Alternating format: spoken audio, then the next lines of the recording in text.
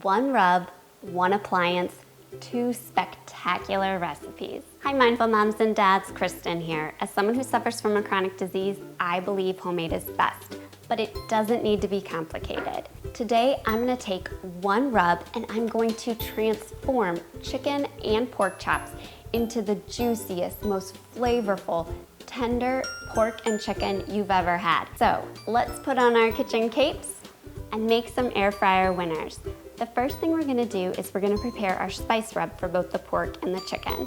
This spice rub is made with basic pantry staples, but it's a little bit smoky, it has a little kick to it, and it's balanced with some sweetness. To a mixing bowl, we're going to mix together 1 teaspoon of kosher salt, 1 teaspoon of smoked paprika. Feel free to use regular paprika if that's what you have on hand. 1 teaspoon of garlic powder, 1 teaspoon of onion powder, a half a teaspoon of black pepper, and a pinch of cayenne. Certainly omit that cayenne if you're sensitive to heat. And then finally add in 1 tablespoon of brown sugar. I'm gonna mix that together until it's nice and combined. Now, I just made enough for 2 pieces of meat. If you're making 4 pieces of meat, you're gonna wanna double this. You can easily triple or quadruple it, or even make a big old batch and store it in your pantry for up to 6 months. It's delicious on chicken wings, chicken legs, ribs, fish, just about anything. I'm gonna start by showing you how to make chicken breasts. I have 2 chicken breasts today. They're boneless, skinless chicken breasts.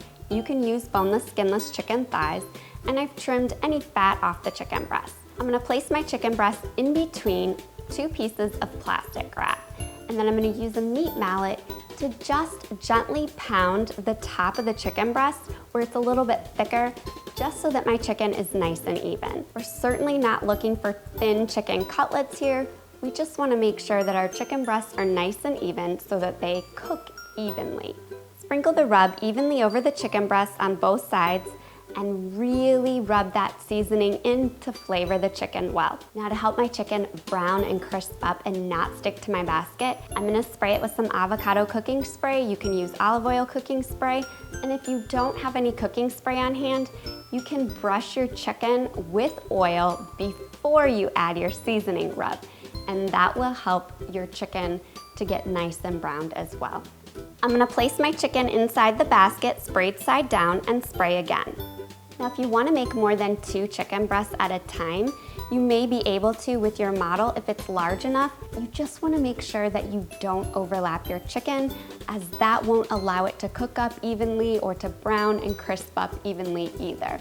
I'm gonna pop my basket inside the air fryer, and then I'm going to set the temperature for 380 degrees Fahrenheit and cook for 6 minutes. Once the 6 minutes have elapsed, I'm gonna remove the basket, flip the chicken, return the basket back to the air fryer, and I'm gonna cook for another 6 minutes at 380 degrees. After the 6 minutes cook time, you wanna remove your basket, and you wanna check to make sure that the temperature of your chicken has reached between 161 degrees and 165 degrees Fahrenheit. Chicken is fully cooked at 165 degrees, but if you remove it just a few degrees below 165, it'll finish rising those last couple degrees while your chicken rests. We wanna remove our chicken breast from our basket. Don't leave your chicken sitting in your air fryer for any length of time, or it will continue to cook and it will dry out. I'm just gonna loosely temp my chicken with a little bit of foil and let it rest for 5 minutes. And then it's ready to slice up and serve it however you want. It's great as an entree, it's great in wraps, it's great on a salad. It's really, really delicious however you serve it. Now on to our pork chops. Pork chops really have the reputation of being dried out and tough and leathery. That's if you don't cook them correctly, and I'm gonna show you how to cook pork chops perfectly using your air fryer. The first thing you wanna keep in mind is that pork is safe to eat at 145 degrees instead of 165 degrees like chicken. So if you cook your pork chops to 165 degrees, it certainly will be dried out and tough. So you wanna make sure that you only cook pork to 140 to 145 degrees so that after it's rested, it will reach 145 degrees and be perfectly juicy and perfectly cooked. Today I have 2 boneless pork chops here. You can use bone-in or boneless. I have boneless because that's what was on sale.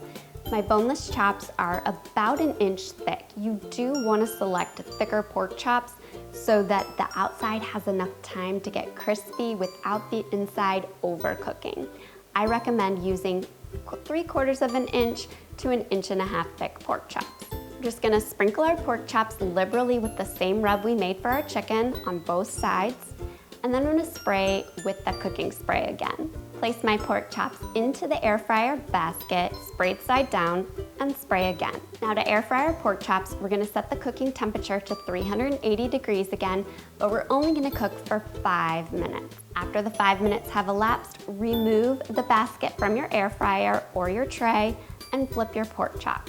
Return the basket to the air fryer and continue to cook for 4 minutes at 380 degrees. After the 4 minutes, you want to remove your basket, and this is where it's absolutely critical to use a digital thermometer and test the temperature of your pork chops. You want to put your thermometer into the center of your pork chop, and you want to make sure that your temperature reads between 141 and 145 degrees. If your pork chops are not at the correct temperature, return your basket to the air fryer and air fry for 1 minute intervals until they've reached 141 degrees to 145 degrees. Just like our chicken breasts, once the pork chops have cooked and reached the right temperature, remove them immediately from the air fryer. I just have them here sitting on a cutting board, and I'm gonna loosely tent with foil and let them rest just for 5 minutes. Again, that gives them time to reach the right temperature fully and for all the juices to redistribute through the meat, keeping it super juicy. Once the pork is rested, you can slice up and serve however you want. This pork and chicken recipe were so easy, and I am telling you, they are out of this world good. I cannot wait for you to try them. And if you're looking for another air fryer recipe that's delicious, you've gotta check out my recipe for air fryer potatoes. Make a great side dish to either the chicken or the pork. Until then, happy cooking.